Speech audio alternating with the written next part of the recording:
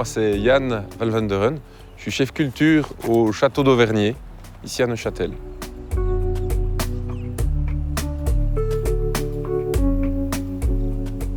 Viticulture neuchâteloise a toujours eu une part importante dans le tissu économique neuchâtelois et dans le patrimoine aussi historique neuchâtelois.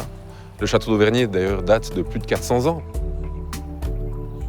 La viticulture neuchâteloise est une des viticultures suisses où la culture biologique a la plus grande part. La difficulté actuelle sont surtout de pouvoir rentrer dans les coûts. Il y a quand même toujours de plus en plus de normes. Et avec le changement climatique, on a vu arriver d'autres ravageurs, comme par exemple la drosophile Suzuki. Et il est évident que nous avons beaucoup d'interventions à devoir faire. Et quand un employé, un vigneron est dans la vigne, s'il voit des premiers dégâts, il peut tout de suite le signaler et le noter grâce au collector. Et ensuite, on reçoit ça sur la plateforme numérique Digivitis et on peut centraliser ça et se rendre compte qu'à 50 cm près, où commencent en fait les premiers symptômes de la maladie. La solution Digivitis, c'est tout d'abord le boîtier collector, donc qui sera apporté par la personne qui est dans la vigne. Et ce boîtier, c'est une solution de géolocalisation avec une très haute précision. Et on est donc parmi les précisions les plus hautes du marché avec 50 cm. Donc j'ai une antenne, j'ai mon sécateur électroportatif. Et si par exemple je vois un cep mort, un cep manquant ou alors des dégâts aux installations, je vais pouvoir le géolocaliser.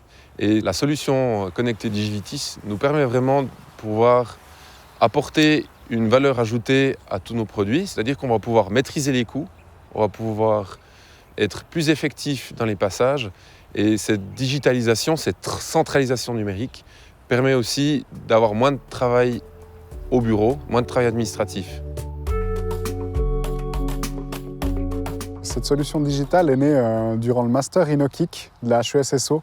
C'est un master interdisciplinaire qui regroupe des ingénieurs, des designers et des économistes. Felco a demandé à un groupe d'étudiants, en tant que partenaire de ce master, à développer un produit ou une solution répondant aux enjeux et aux besoins futurs des vignerons. Donc vraiment pour pouvoir les aider dans leur travail en fonction des enjeux sociétaux, climatiques, maladies, etc.